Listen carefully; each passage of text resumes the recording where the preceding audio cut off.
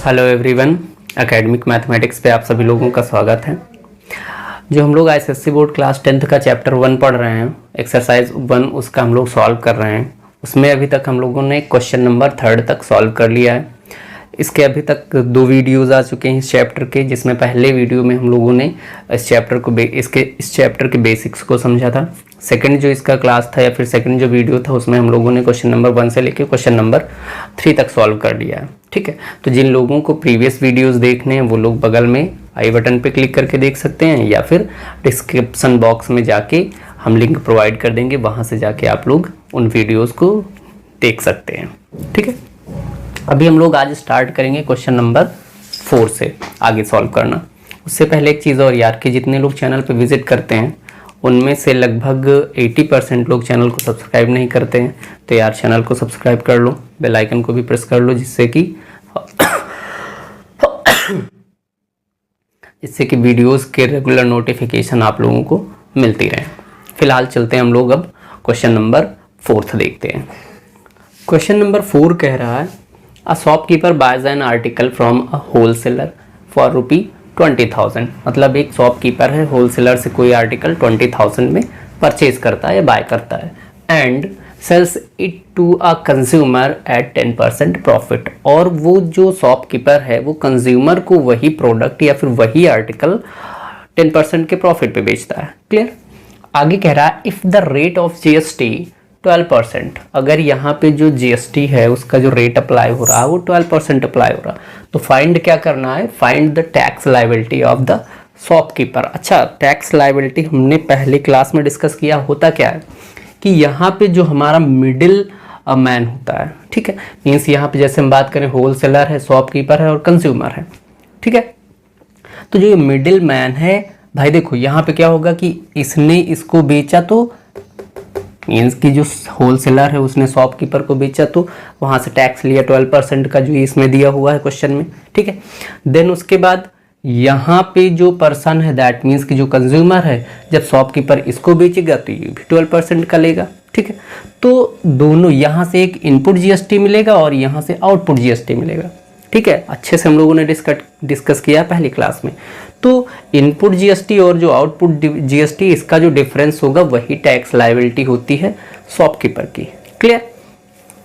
तो हम लोग अब सबसे पहले क्या नोट डाउन कर लेते हैं, जो जो चीज़ें गिवन है। ठीक है, तो यहाँ पे अगर हम लोग बात करें सीपी ऑफ आर्टिकल कितना दिया हुआ है, 20,000। ठीक है, देन उसके बाद प्रॉफिट परसेंट कितना गिवन है, 10%, एंड रेट ऑफ जीएसटी ये गिवन है 12% का।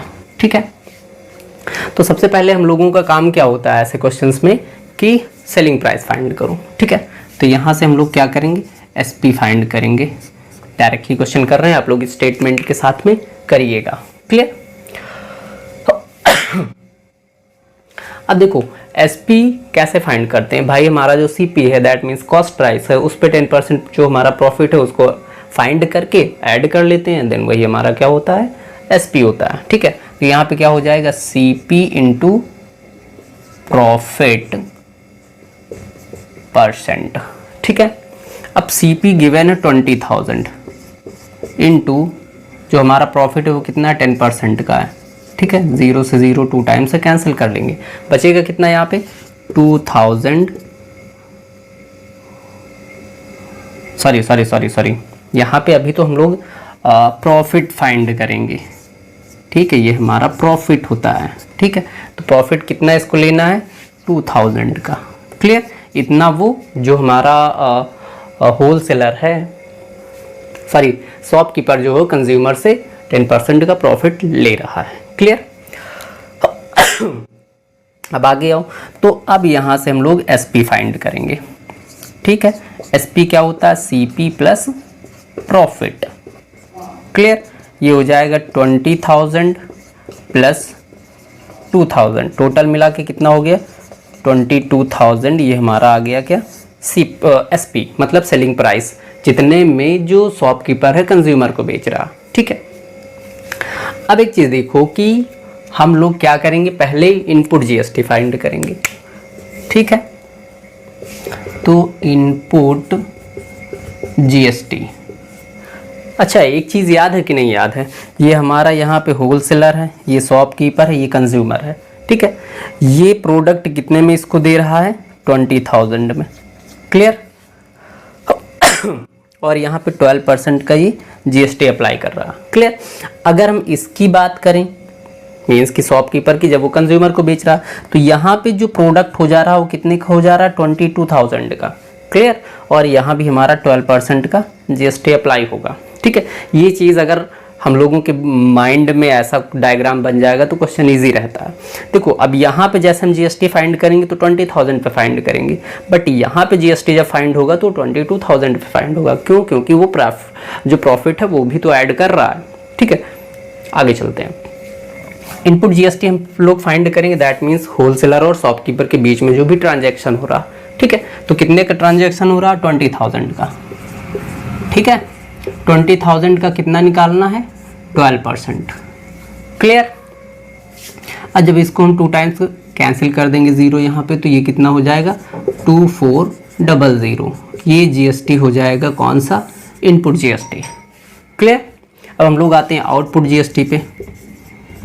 आउटपुट जीएसटी, अब आउटपुट जीएसटी की बात करो तो फिर हमारा किस पे, शॉपकीपर और कंज्यूमर के बीच में जो ट्रांजैक्शन होगा उस पे अप्लाई होगा, ठीक है।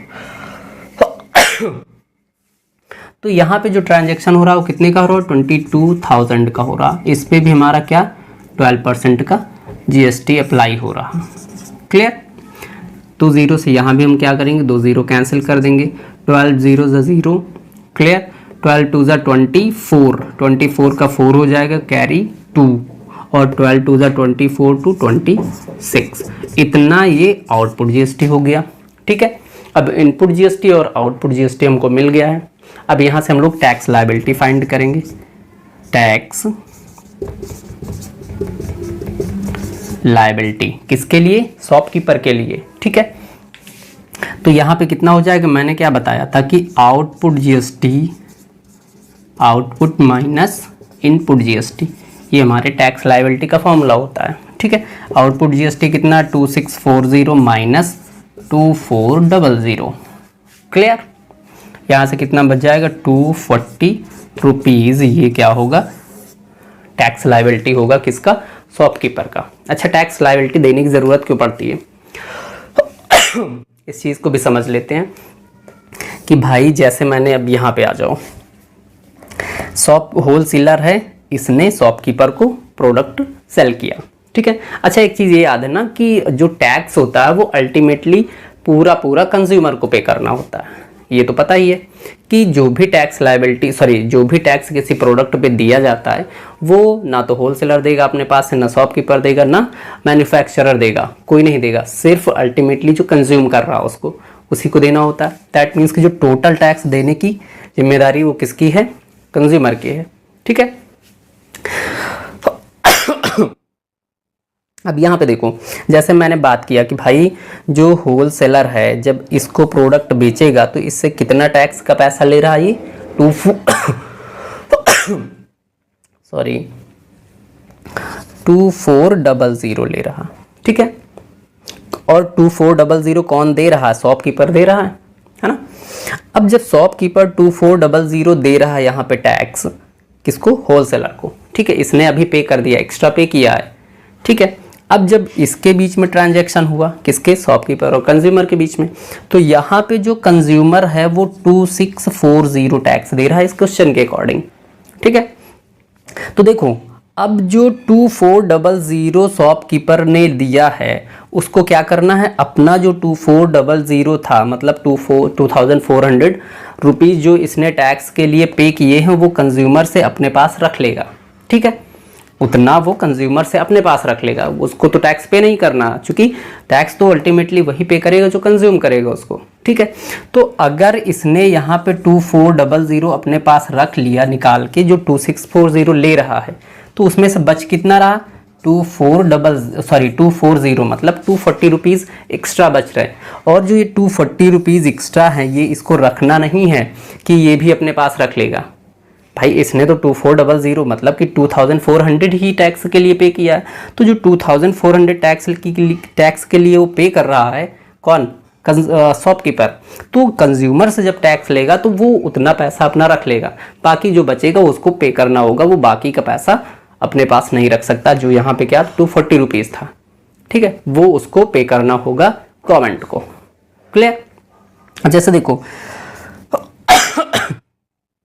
यहाँ पे जो सॉरी यहाँ पे जो 2400 टैक्स शॉपकीपर ने पे किया था पहले, वो होलसेलर क्या करेगा, गवर्नमेंट को पे कर देगा, ठीक है। और जो उसके बाद यहाँ पे शॉपकीपर के पास एक्स्ट्रा टैक्स का पैसा आएगा, वो फिर ये पे करेगा गवर्नमेंट को।